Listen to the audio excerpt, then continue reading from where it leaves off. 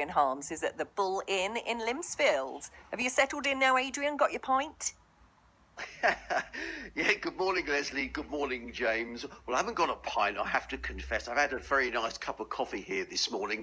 The Bull Inn, as you say, is in Limpsfield. For those of you who don't know where Limpsfield is, well, it's a little village, about 3,000 people here, on the Surrey-Kent border, just off of the A25. And this is the pub that was threatened with closure. The previous owners of the pub were going to sell the pub, so there would have been no pub here in Limpsfield. However, that's not the case because local people got together and decided to save this pub.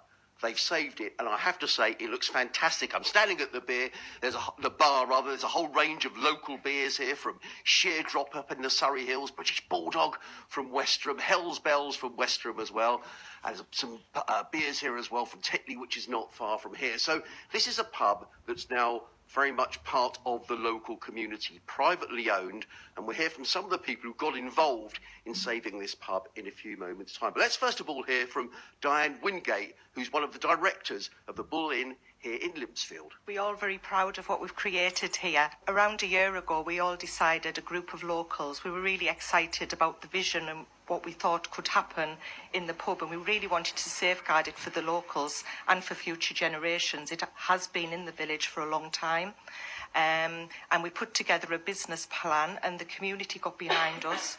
We crowdfunded, and we raised £1.3 million to buy the freehold, to buy the pub, to refurbish, and to have a start-up working capital. And yeah, we're really proud of what we've created in the last year.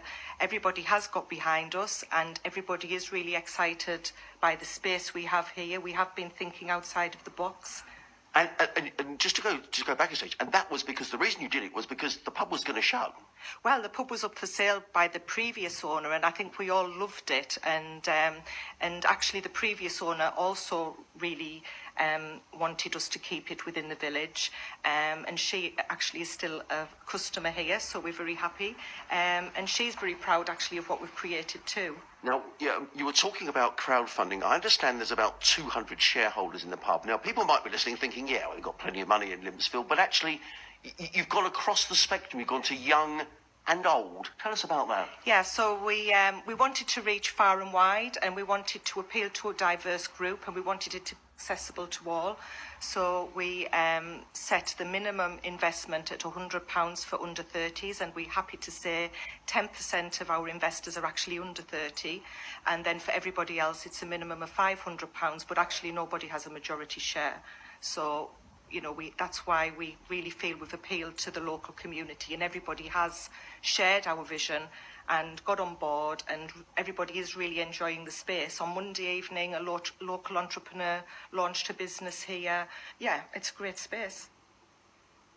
Well, Diane was talking there about shareholders, of which there are about 200 here in the pub. One of those is a local resident, Dave Nichols, who's dragged himself out of bed at this unearthly hour to come down to the pub. Good morning, Dave. Morning, good to see you. Yeah, well, thanks for coming down. Now, you live in Limpsfield. Yeah. You've invested some of your hard-earned cash in the pub. Some people might be listening saying you're mad. However, you've done it. Why have you invested in this pub? We moved here about 16 years ago, and one of the things that always impressed us was the strong sense of community here. And the village has its own memorial stores already. And when the pub was threatened with disappearing, it seemed the right thing to do, to get involved. And, that's why we're here now. And it's one thing getting involved, it's quite another thing putting some of your own money actually into the pub, particularly when, as we've heard, something like 150 pubs across Surrey have shut in the last few years.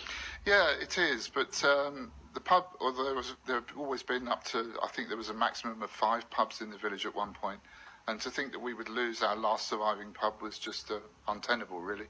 So it was good to jump in and supply some cash. We talk a lot about community, and this feels, some people poo-poo that, say, oh, community, what was that about? But what has this pub now done for the community and the people living in Limpsfield? This project has regenerated elements of the village because it now pulls together people. I mean, I've met people that I've never even seen in the village before. It's been a journey, and it's been a pleasure to be involved with it. Let's have a final word to Jess Hurren, who's the general manager here. Now, we were talking about we're not drinking beer here this morning, but what's sort of the house speciality? If people want to come down here today, what's the house speciality that people might like? And you were talking a little bit about some goulash, is that right?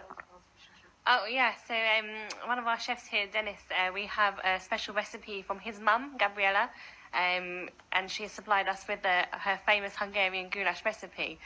So that does fly out of the doors, especially in this kind of weather.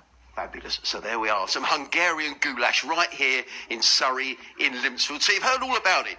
Pubs are shutting around the county. Not here. This is a real community project, privately owned, and you've just heard what it's doing for the community here in Limpsfield. Adrian, thank you. Let's bring in Tom Stainer here from the Campaign for Real Ale. We've been hearing